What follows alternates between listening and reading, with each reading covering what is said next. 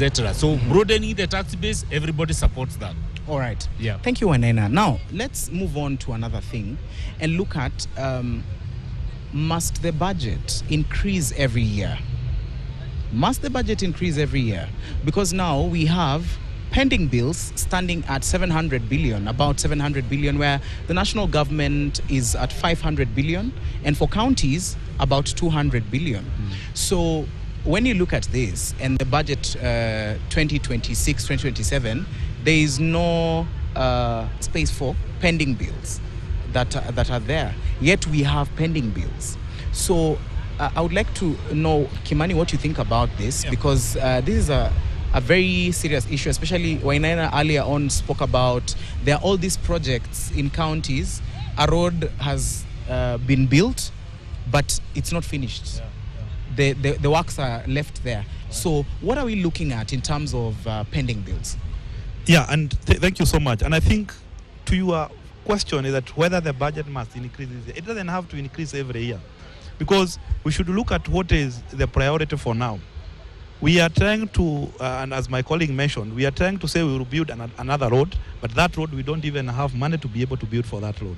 And we have also another road that we started, but we have not completed. The contractor is at site, he has not been paid, and we have not put even enough money to pay that contractor. But we are still now launching more projects, which then means that the pending bill will have to continue increasing.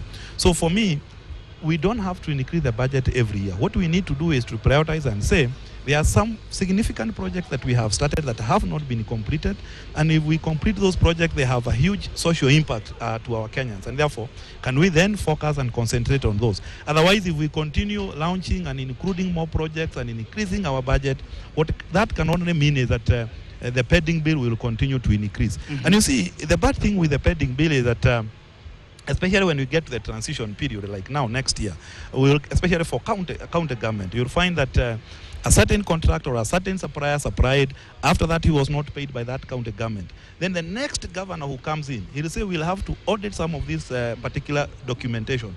Some of them are as old as 10 years. You find even you as a person who supplied or the contractor, some of the documents you cannot even trace them. It goes even against the company law that require you to keep your document for 7 years. So you are being asked for some of the documents that are even perhaps more than 7. You cannot trace them. And therefore, if you cannot trace them, then you are told this project was not awarded in the right way, and therefore you cannot be paid. But that particular supplier, that particular contractor already used their money. Then what are you doing? That contractor perhaps has employees, they have staff that they pay. They will not continue to be able to pay them.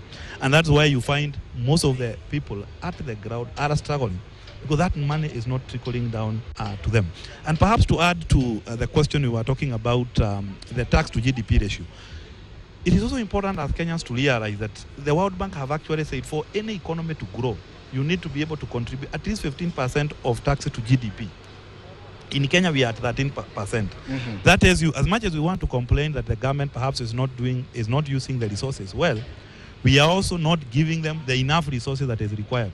Yeah, because if the World Bank have recommended we do 15% and we are doing 13%, we are already below that.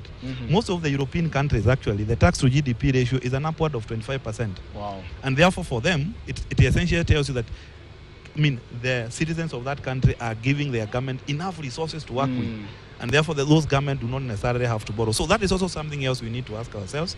And to what that we pointed out, these informal sector that are not paying taxes, perhaps we need to focus on them. But then coming back to the question of budget, we need to look at our priorities. Can we focus on what we have started, what have a higher social impact, and we first of all finish those projects? That's what I would say. Right. Wainaina, still on this question. Yes. When you look at